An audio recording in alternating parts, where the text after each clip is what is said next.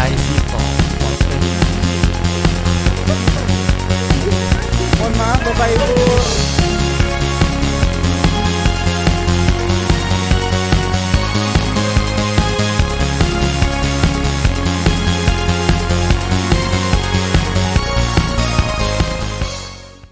Hai Citizen, welcome to TIC Podcast. Akhirnya kita berjumpa lagi ya dalam TIC Podcast hari ini. Senang banget akhirnya aku bisa berjumpa lagi dengan teman-teman Citizen ya. Kayaknya aku jadi salting ya jatuhnya. Episode benar ketiga. 16 ya? Enggak ada. Enggak ada. 16. Oh, totalnya 16. Mana 16-nya? Oh. Kayak ada tulisan 16 gitu. Ada ya. Iya, aku udah syuting 3 episode. Ini episode ketiga aku ya. Congratulations. Seru ya, semua aku dirayakan di sini, say. Iya, MMP. Ini Ya, udah mulai belum jadi sih? teman-teman Citizen Oke. aku bangga guys, dikira belum mulai. Ya, jadi senang banget bisa kehadiran teman-teman kita di sini, guys. Di sini sudah ada 2 orang tamu-tamu kita ya, yang bakal ngobrol-ngobrol sama kita. Ngobrol aja ya, saya hari ini nggak terlalu yang serius-serius banget. Alright. Alright. Alright. 7. Tolong 0,5-nya jangan ditambah ya. Pressure. IELTS-nya berapa Mas Hansen? Tadi 8. Iya, 8. Enggak, banyak yang lebih tinggi. Pas aku kuliah tuh ada yang 9. Itu otaknya udah ini sih. Bapak cerita dulu Pak kuliahnya di mana Pak? Emosi denger nih. Iya. Boleh kenalan dulu kali. Aduh. Boleh silakan Mas, kenalan dulu. Oh ya, halo teman-teman Citizen, salam kenal. Saya Vincentius Hansen, biasa dipanggil Hansen dari divisi Sustainability dan Environment. Salam kenal. Hai Kak Hansen. Jadi kuliahnya di mana Kak yang IELTS 8 itu? Oh, enggak, kesini dulu. Iya boleh. Kita ngupas terus. Jangan-jangan Mbak Yunita juga udah pernah tes IELTS pernah ya? Belum. Takut saya tiba-tiba ada pertarungan IELTS gitu di sini. Oh takut. Enggak. Kenalan boleh? Oke. Halo Citizen, perkenalkan aku Yunita Mokoginta dari Divisi Strategic Transformation Office. Yeay. Yeay. Ya tadi udah kenalan. Ngomong-ngomong soal IELTS. Jadi balik lagi ke IELTS tetap kepo. Jadi IELTS 8 ya Mas ya? Iya, terakhir untuk terakhir persiapan lanjut ke S2. Oh gitu. IELTS 8 ya. Aduh parahnya punya IELTS 8 ya. 7 aja 7 aja belajarnya nangis-nangis sih ya. 8. Oh, karena Iya. Mas emang hobi bahasa Inggris atau? Nggak hobi sih, Oh. emang dulu belajar, dulu kesulitan juga pas SD itu emang ada kursus, tapi kursus kan masih kecil langsung, saya dari TK kursus bahasa Inggris, tapi itu nggak simetrik gitu. Oh, gitu. Jadi nggak ada yang diserap. Lucunya dulu adalah ketika pas di kelas, kelas 6 SD, itu benar-benar bahasa Inggrisnya masih jelek banget. Terus ketika ditanya oleh miss-nya gitu, aku selalu bilang no comment miss, no comment miss. Iya, nggak banyak ngomong gitu. Dari kecil udah punya strategi ya? Orang tua sih. Orang tua. Oh gitu. Oke. Terus lanjut suka bahasa Inggris dan memang pengen kuliah di luar negeri atau? Iya, jadi pas SMP SMA kebetulan dapat teman kursus yang bagus, yang memang meng-guide kita lah untuk ngomong bahasa Inggris dan sebagainya. Setelah itu belum terpikiran. Waktu itu soalnya saya dari Pontianak gitu, Kalimantan Barat. Dari Kalimantan SD. Barat? Iya. Oh dari SD sampai? SMA. SMA, oke. Jadi dulu sempet sih ada teman yang ngajak buat tes ke NTU, Nanyang Technical University. Cuman waktu itu masih belum berani lah keluar negeri. Oh kita coba deh keluar dari Kalimantan dulu gitu. Tes Jawa dulu gitu. Iya. Kalau buat teman-teman di daerah mungkin kayak ngelihat Jakarta tuh ini banget ya. Wow banget. Kayak bener-bener keluar dari daerahnya tuh sesuatu yang besar ya. Gedung yang tidak pernah saya lihat sebelumnya. Monas yang tidak pernah saya lihat sebelumnya. Iya, azan maghrib itu ada monasnya. Ada Itu monasnya. yang mau dilihat. Benar kan, sekali. Ya. Bener-bener. Itu semua teman-teman yang di daerah juga kayak gitu sih. Iya, beda banget Bener-bener Jakarta. rasanya merantau tuh milestone yang besar gitu. Benar sekali. Oke, berarti awalnya dari daerah, dari Dari Kalimantan, daerah. terus berhasil keluar dari Kalimantan, merantau gitu ke Jakarta. Iya. Baru waktu itu sih sempat menimbang sih, jadi mau S2 langsung setelah lulus S1 atau tidak. Nah setelah waktu itu ada profesor di kampus saya di S1 itu yang jadi role model saya lah gitu. Jadi saya selalu consult dengan dia. Nah profesor itu selalu bilang pursue your passion dan excellence will pursue gitu. Jadi kamu tuh ngambil sesuatu itu harus dari passionmu gitu. Jadi bukan dari kayak semata-mata karena keuntungan doang gitu. Jadi waktu itu dia rekomennya adalah mending kamu benar-benar cari tahu dulu mau S2-nya apaan. Jangan langsung kayak oke, saya S1 teknik mesin, terus S2-nya teknik mesin lagi gitu. Tapi coba dulu mungkin kerja. Jadi saya kerja dulu 4 tahun, dapat passionnya baru lanjut ke S2. Oke, setelah itu kan udah ya akhirnya Mas menemukan passion Mas di bidang sustainability. Iya, itu ketika kerja justru. Oh. Jadi kerja itu awalnya tetap ikut yang S1 dulu, yaitu teknik mesin, jadi mechanical engineer. Nah kebetulan saya lumayan grateful juga dengan dulu direktur saya, dia kayak oke, Hansen dipercayain untuk jadi lead sustainability di Indonesia waktu itu. Oke. Nah di situ kerjain lah sustainability dari pengurangan emisi dan sebagainya. Dan akhirnya dilihat, oh iya ya sustainability ini sebenarnya lebih luas dari mesin, tapi lagi nge-hype banget gitu. Ini kayaknya kesempatannya ke depan tuh sangat bagus gitu. Barulah nyari tahu S2 di renewable energy gitu. Ambil S2-nya di mana? Ngambil S2-nya di University of Manchester di United Kingdom. Di United Kingdom. Itu pengalaman pertama kali keluar negeri juga atau? Kalau keluar negeri untuk kuliah sebenarnya kedua kali sih. Kedua kali. Pertamanya di? Pertamanya saya student exchange di NTU itu, Nanyang Technological University selama 6 bulan. Oh gitu. Pertama kalinya ke yang Singapura itu berarti ya? Iya, pertama kali Singapura, Singapura benar. ya. Ke Singapura dulu terus baru ke UK. Ke UK. Global sekali anaknya. Satunya di Bandung. Di ITB? Iya di ITB waktu di itu ambil ITB. mesin. Wah panjang banget perjalanan dari Kalimantan. Perjalanan hidup ya. Kalimantan, Bandung, Singapura, UK, Jakarta. Jakarta. Iya. Oh gitu. Iya, itu beasiswa semua yang keluar negeri itu. Kebetulan kuliahnya beasiswa sih. Oh, kebetulan kuliahnya dua-duanya beasiswa. Iya beasiswa. Lembaga pemberinya ada. Ada. LPDP. Kalau exchange itu Temasek Foundation. Jadi itu kayak bisa dibilang kayak BUMN-nya Singapura. Oh, Jadi dia yang punya Singtel, yang Telkomselnya Singapura. Terus MRT itu under dia semua. Nah dia memang ngasih beasiswa untuk exchange kebetulan untuk semua mahasiswa yang S1 di Asia Tenggara waktu itu. Oke, kalau S2-nya beasiswa dari? S2-nya dari Kementerian Keuangan, Bu Sri Mulyani. Wah, Terima Bu Sri kasih Mulyani, Bu Sri terima Mulyani kasih. dari LPDP. Benar. Oh, waktu itu LPDP. Iya. Oh, oke, seru ya. Oke, aku banyak yang mau aku tanyain tapi kita tahan dulu. Oke, Siap. kita lanjut ke Mbak Yunita. Jadi Mbak Yunita ini juga punya pengalaman yang cukup panjang ya tentang bekerja di luar negeri. Bekerja berarti lebih ke bekerja ya Mbak?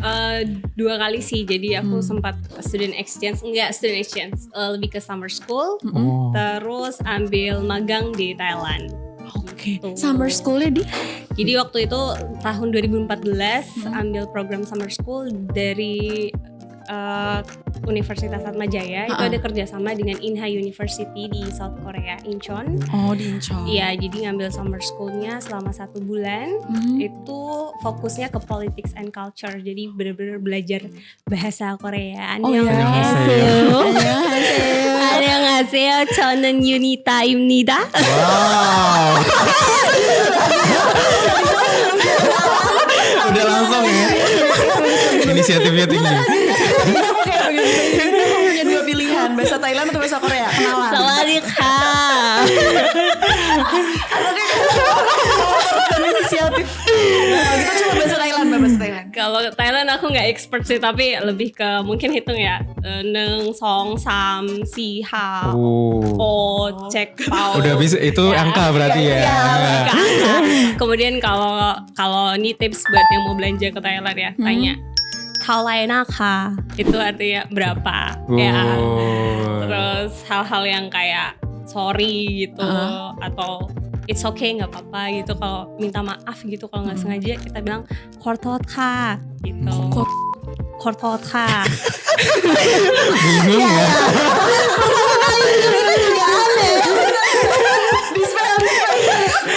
Terus kalau mau bilang it's okay nggak apa-apa kita bisa bilang mepelai naka. Mepelai naka.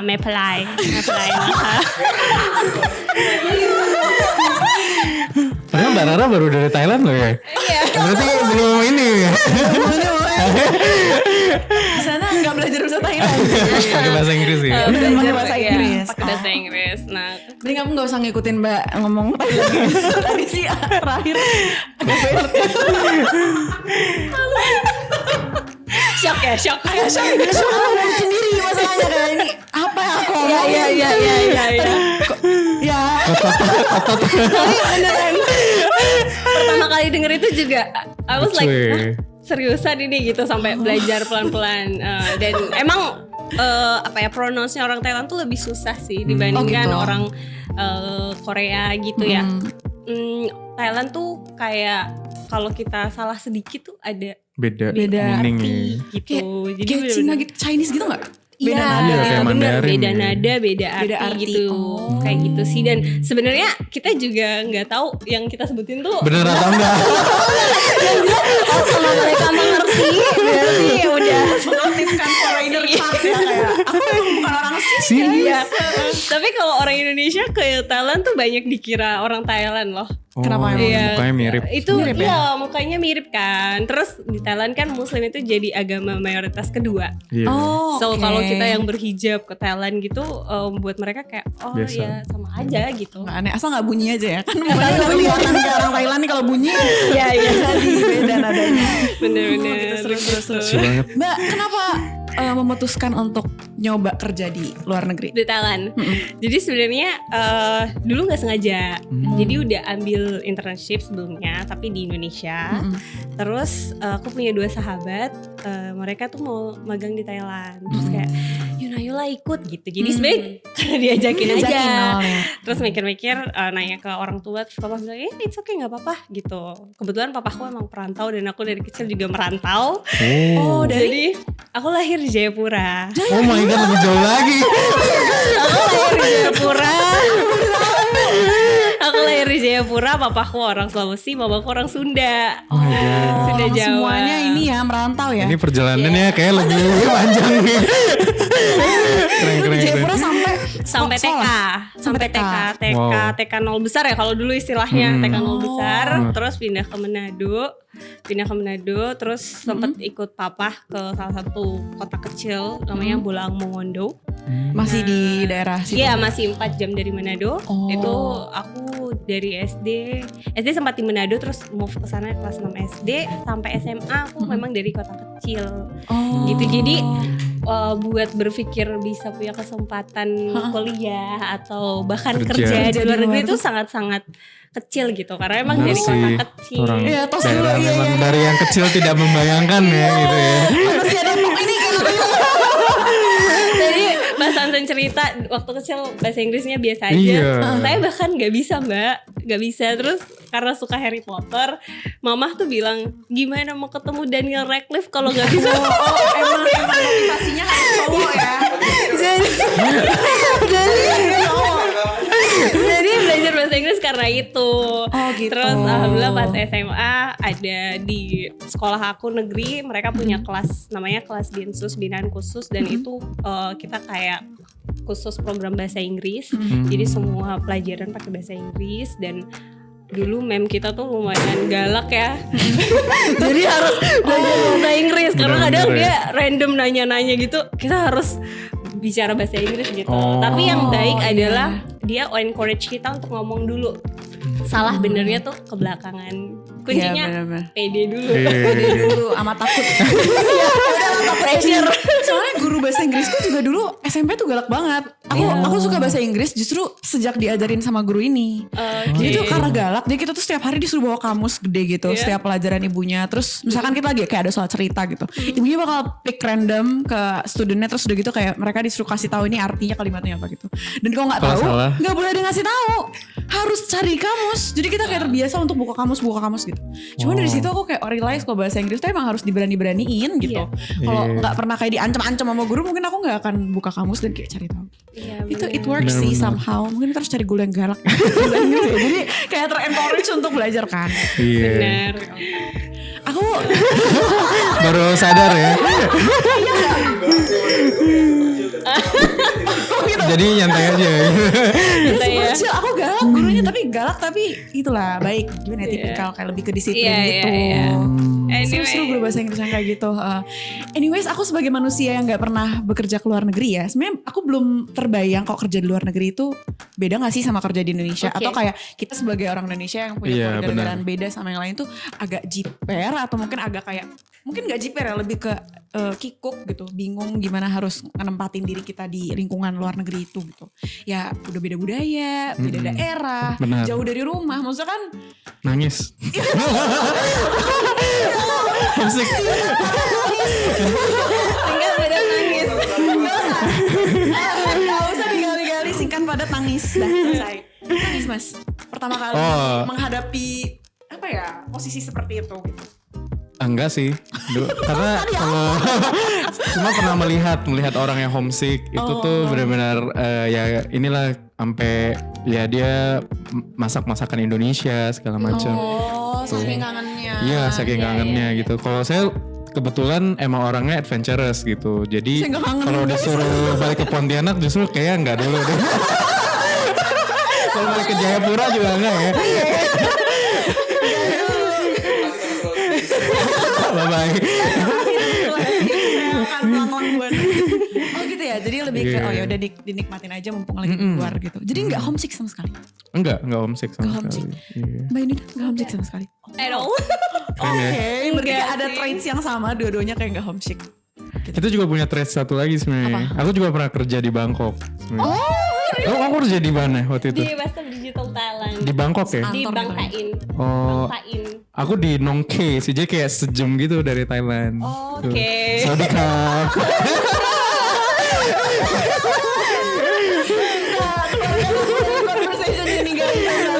Iya, kotot ya. Kok naloy? Ini bisa ternyata. Ini hasil ini kemarin.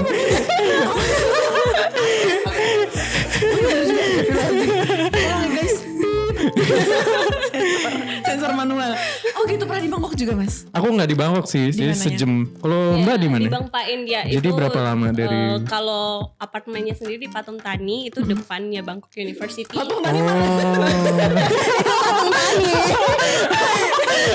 Itu kalau dari Don Muangnya waktu itu kita cuma sekitar 1 jam. Terus kalau mau ke kantornya lagi ada sekitar 1 jam juga, jadi ya 2 jam lah. Gak apa, saya BSD ke kantor 2 jam. Kasih lebih banyak.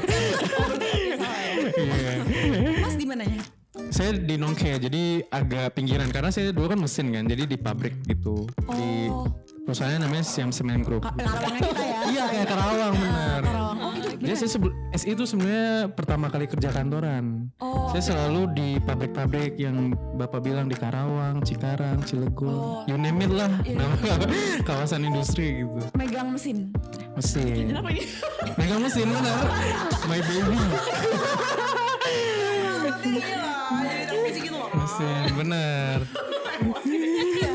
Megang mesin. Oh megang mesin. Beda mesin Taiwan. Sama aja sih ya. Cuma justru mesin itu apa, kalau orang mesin itu ngelihat mesin itu tuh sebenarnya sebagai manusia sih gitu. Jadi kayak kita harus perlakuin dia sebagai hidup gitu. Iya. Dia butuh makan, dia butuh perawat. Oh, cara berpikirnya menteri mesin. Iya benar. Iya, hai.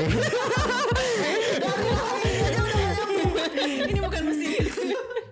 Oh gitu, jadi dua-duanya ternyata pernah di Bangkok. Aku baru tahu Mas Hansen di Iya, Bangkok. pas lagi selain perantauan di Bangkok juga, SI juga ya.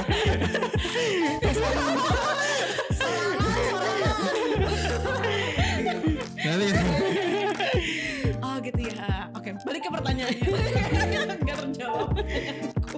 Pernah ngerasain culture shock gak? Selain tadi homesick, Iya. culture shock sama tempat kerja, pernah gak? Kalau waktu di Western Digital waktu itu sih karena mostly orang Thailand juga ya, dan kayak budaya Thailand sama Jakarta tuh nggak terlalu berbeda, jadi nggak ada culture shock kecuali teman-teman. Jadi karena intern itu kan dari luar ya, jadi si Western Digital ini kerjasama dengan banyak universitas dari Kanada, dari Namibia, kemudian dari Australia. Jadi lebih ke kaget karena punya teman-teman yang dari luar gitu. Nah, yang paling kaget waktu itu punya teman dari Australia. Jadi kalau orang Australia itu kan mereka lebih belak-belakan ya. Iya. Kata-kata yang kayak yang jarang kita dengar atau jarang kita gunakan tuh sangat mudah gitu. Jadi Bahasa Thailand. lebih ke itu sih. Lebih ke karena pertemanan dari negara-negara tersebut. Tapi kalau di tempat kerjanya sendiri, kemudian tinggalnya di sana, enggak sih. Aku malah lebih merasa aman di sana dibandingkan jalan di Jakarta. Kenapa? Emang di sana kenapa ada yang jagain kalau jalan? Kalau itu faktor yang berbeda ya. Iya, mungkin karena dulu di sana tahun 2016 waktu itu juga masih kuliah di Jogja. Jadi nggak terlalu paham lah di Jakarta hidupnya seperti apa ya. Cuman di sana tuh kayak public transportation gitu-gitu tuh udah terjamin dan udah bagus. Sampai artinya ketika kita keluar tuh kita nggak perlu takut harus naik apa gitu. Terus ini safety apa enggak, angkotnya atau public transportationnya gitu. Nah kalau dulu kan di Jogja emang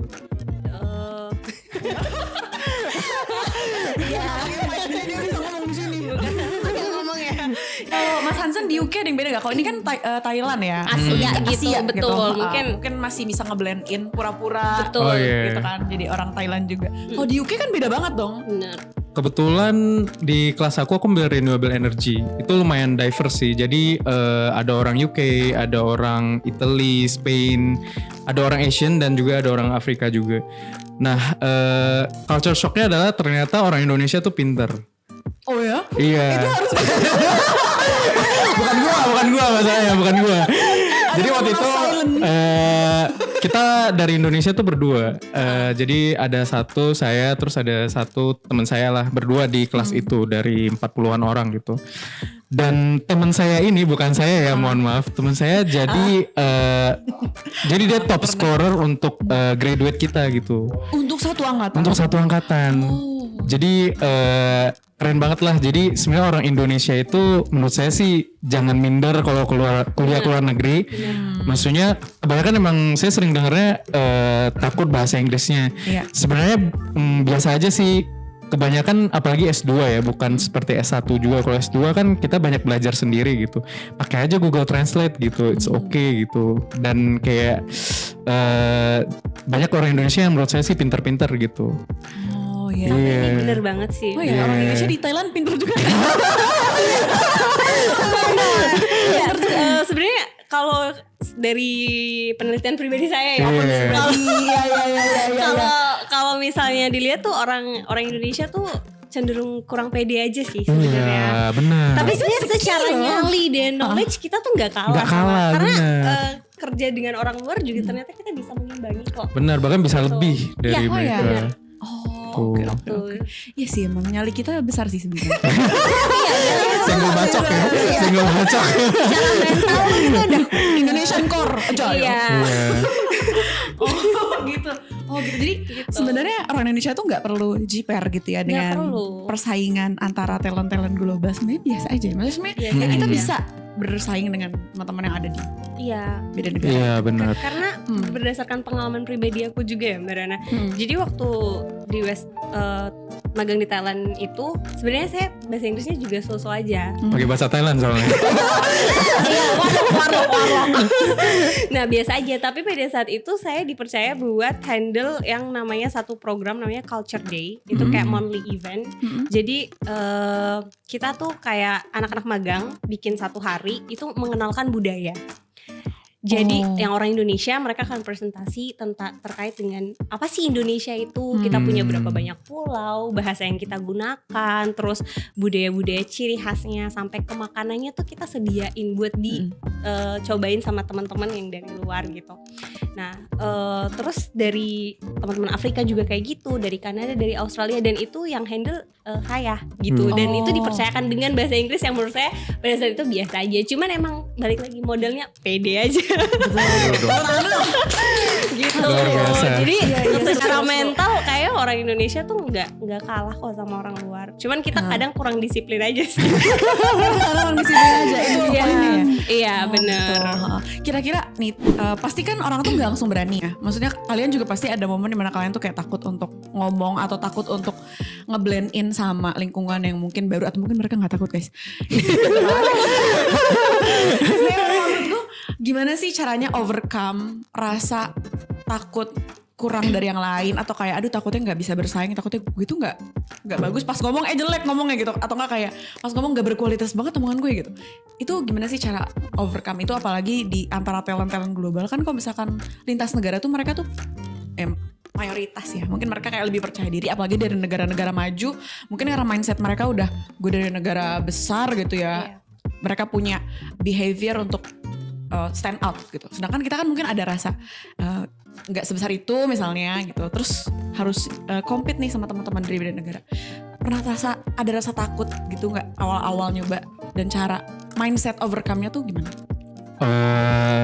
Jadi justru yang lucunya adalah ketika saya lihat beberapa kali misalnya ke luar negeri gitu ya, dan kerja sama orang luar negeri, yang justru lebih menggebu-gebu itu adalah orang India menurut saya.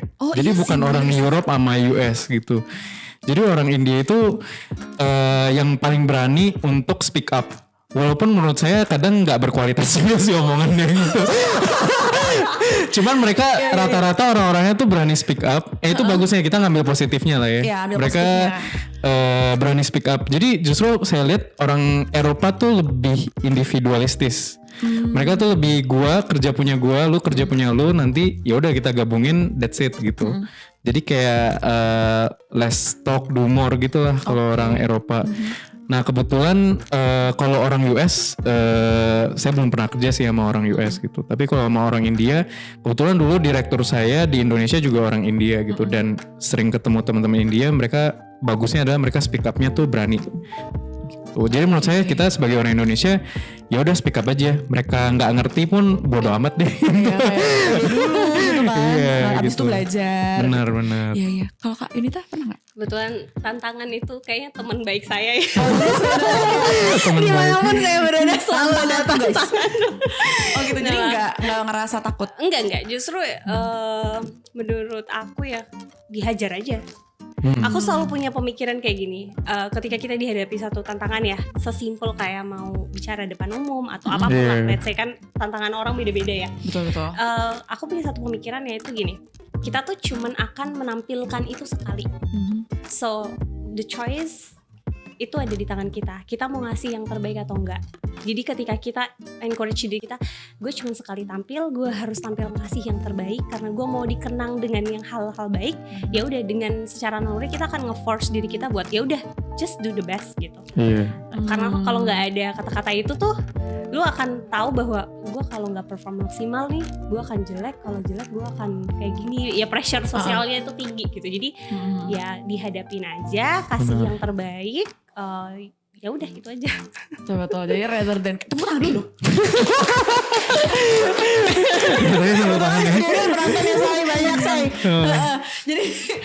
Jadi sebenarnya kalau aku ngelihat dari teman-teman kan dua-duanya tuh comes from daerah ya. Satu dari Kalimantan, satu dari Jayapura. Jayapura ya. Jayapura, lahir Jayapura. Jadi sebenarnya itu mindset yang dilatih. Ada ini nggak? Bisa baca nggak Mbak? Fighting.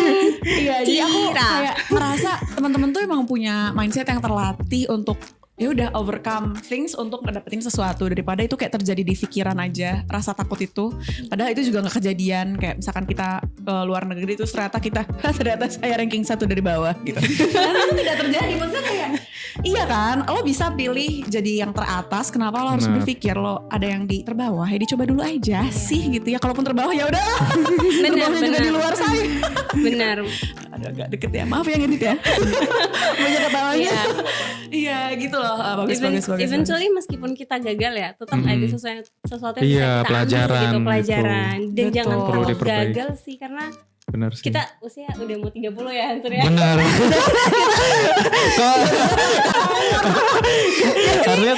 Jadi kalau dilihat lagi nih ke belakang, kayaknya membuat kesalahan tuh it's a normal thing, Iya, it's a normal guys. thing. Jangan takut gitu sih. Iya, bahkan mungkin ini bukan promosi podcast lain nih. Barusan beberapa hari lalu mungkin teman-teman tahu ya Panji kan, Panji komedian kita. Dia kan ke US, pindah ke US keluarga gitu. Terus lucunya adalah ketika dia mau mendaftarkan anaknya ke primary schoolnya di US, ternyata dia bilang anaknya itu di Indonesia pendidikannya kurikulumnya lebih maju daripada di US. Oh ya kan? Iya, jadi kayak sebenarnya ya Indonesia itu berarti ya pendidikannya not bad gitu, gitu. Jadi kayak bisa lah kita kalau ke luar negeri terus kayak bersaing dengan orang-orang di luar negeri juga. Gitu. Iya, nggak perlu merasa kecil atau kayak Iya ya benar. kita kan apalah aku gitu. Kamu segalanya guys. Keren, tepuk tangan lagi. Aku juga pas ngomong gitu aku kayak malu gitu sih sebenarnya. Oke, jadi kita balik lagi ke topik global. Melenceng mulu. Oke. Jadi sebenarnya intinya tadi ya kayak teman-teman di ketika masuk ke persaingan quote and quote, sebenarnya nggak persaingan banget ya, maksudnya masuk ke lingkungan global gitu. Sebenarnya ternyata tidak semenakutkan itu, justru ngedapetin hal-hal positif dari lingkungan itu yang bisa dibawa ke behavior kerja sekarang. Nah, kita masuk ke situ guys. Gimana pengalaman teman-teman di luar negeri di lingkungan global yang membentuk kalian, yang membentuk mindset kalian ketika bekerja, berkarir di Indonesia? Apa tuh momen yang ngebentuk mindset khusus yang kayaknya kalau gue nggak pernah kerja atau belajar di luar negeri tuh gue nggak akan tahu ini atau nggak akan bekerja seperti ini? Coba dulu yang mau jawab. Pertama soal disiplin waktu ya, itu sangat kerasa banget perbedaannya antara Indonesia sama di luar. Jadi orang di sana kalau masuk jam 8 let's say atau jam 9 itu literally jam 9 udah starting kerja gitu. Bener-bener udah serius, dan itu mereka bisa dibilang produktif lah. Kayak hampir nggak ada waktu untuk bersosialisasi gitu ya. Bersosialisasi itu bener-bener di makan siang sama after office gitu. Terus kedua profesional dalam bekerja. Jadi yang aku lihat dari teman-teman yang kerja di luar itu, mereka tahu gitu apa yang mau mereka lakukan.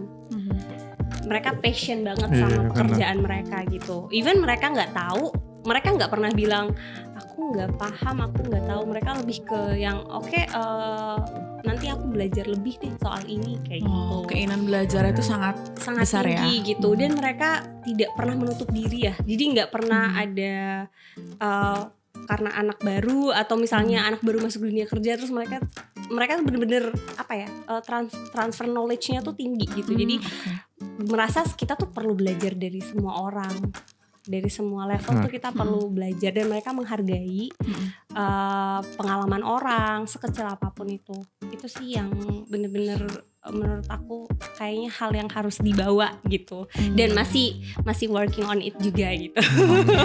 Jadi kayak disiplin, belajar, sama tadi terbuka sama perubahan-perubahan, sama terbuka, explore gitu pekerjaan kita. Gitu. Iya, meskipun kadang mereka juga nggak setuju dengan perubahan ya, tapi kadang mereka tuh lebih kayak cenderung mau tahu, lihat dulu gitu. Nggak resisten ya? Iya, nggak resisten gitu. Apa itu? Apa ini? Saya tidak pernah, saya sangat tidak perlu saya asing. tidak Kalau Mas Hansen? Sama sih. Jadi dari segi disiplin, dari segi mereka menghargai ya pengalaman lah. Terus mungkin yang lainnya adalah ya mereka memang menghargai waktu kerja gitu. Jadi kayak benar-benar produktif di sana. Terus waktu itu sebenarnya saya juga sempet kayak open day. Jadi kayak 1 minggu kerja di perusahaan UK juga gitu. Nah di sana sih memang kelihatan sih kalau mereka memang disiplin dalam bekerja lah. Terus kayak ketika round table benar-benar dikasih kesempatan, setiap orang tuh bisa nanya, bisa kasih jawaban gitu. Oke, memang budaya kerjanya juga terbuka ya untuk teman-temannya buat bisa nge-explore di perusahaan itu gitu. Iya, dan sebenarnya kita encourage sih ke teman-teman, misalnya kalau mau kuliah ke luar negeri ya, tapi balik ke SI lagi ya. Iya. Balik ke Jadi kalau ke luar negeri itu emang exposure sih. Jadi apa yang nggak ada di Indonesia kita bisa, misalnya nih ketika saya kerja di sustainability, iya di UK tuh misalnya sistem listriknya tuh beda loh sama Indonesia, udah 50% renewable energy dan sebagainya. Terus mereka bawa kendaraan, banyak kendaraan listrik, mereka food waste-nya tuh recyclingnya udah bagus banget. Hal seperti itu kan yang kita belum ada di Indonesia, tapi kita bisa bawa ketika kita belajar atau misalnya bekerja magang di luar negeri gitu. Oke, dapat insight baru, best practice pula gitu untuk ya. Bawa ke SI lagi. Untuk bawa ke SI. Sabar. Iya. Seru ya. Jadi terakhir kan udah mau sejam ya? Mau sejam guys, astaga. Gak berasa ya. Terakhir teman-teman yakin gak SI bisa go global, dan menurut teman-teman singkat aja gitu. Apa kunci dari SI bisa go global? Sebenarnya kita udah go global sih ya, cuman lebih go global lagi. Satu aja. Satu kalimat deh. Satu kalimat. Ya. Ya mungkin kalau kita mau go global, mungkin ya dari human resources kita bisa coba belajar ke luar negeri, atau enggak ikut misalnya training ke luar negeri ya, dimana dapat exposure. Sebenarnya ketika training pun kita kan nggak hanya semata-mata training ya, tapi kita juga building our social networking gitu. Jadi kita bisa ada social networking di mana. Nah mungkin kayak sekarang ini SI sendiri kan sering memberikan jasa untuk peers benchmarking. Jadi di sustainability itu kita ada peers benchmarking di mana kita membawa klien-klien kita untuk ke luar negeri benchmarking di perusahaan-perusahaan luar negeri gitu.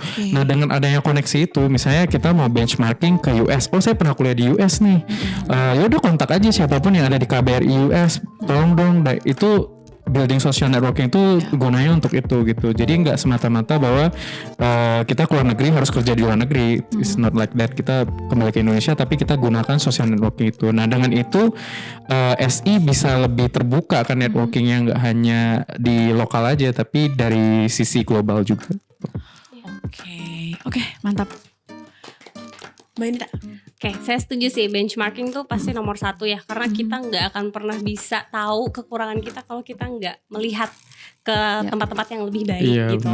Terus kedua, mungkin kalau mau lebih hemat anggaran dan lain-lain, teman-teman yang udah dikirim tuh bisa loh bikin program jadi kayak bikin satu komunitas ya, teman-teman yang udah pernah benchmarking, kuliah atau kerja di luar, itu bikin suatu program yang bisa diimplementasikan di sini gitu. Sesimpel kayak kita bikin satu program sharing khusus tapi yang fun dan menyenangkan, gak formal gitu, yang semua orang tuh bisa terlibat kayak gitu. Atau mungkin bikin culture day, kemudian hal-hal simple yang kayak penghematan listrik. Kalau dulu di Western Digital itu setiap jam istirahat semua mati gitu, semua mati. Nah itu mungkin itu hal kecil ya, tapi 1 jam tanpa listrik itu bener-bener bisa membantu.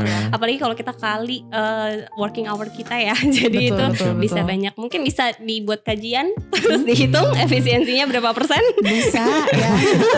Betul. Gitu, mulai dari langkah-langkah kecil dulu yang paling bisa kita implementasikan sih. Oke, seru banget ya, walaupun tepuk tangannya. Ya seru banget walaupun masih banyak yang pengen diobrolin lagi sama Mas Hansen sama Mbak Yunita, tapi kita next time ya ngobrol-ngobrol lagi. Di sini juga mungkin ya, karena lebih seru ada kamera kan. Lebih seru jadi lebih abadi gitu kan obrolannya. Nah mungkin aku mau sedikit nge-wrap up, walaupun ini isinya daging semua dan aku bingung letak wrap upnya ada di mana. Tapi aku lebih ke nangkep soal percaya diri itu ikatannya erat banget sama belajar. Jadi kayak maaf pakai gue lo biar kayak lebih santai gitu, kayak lo tuh nggak bekerja untuk showing that you are the best out there gitu.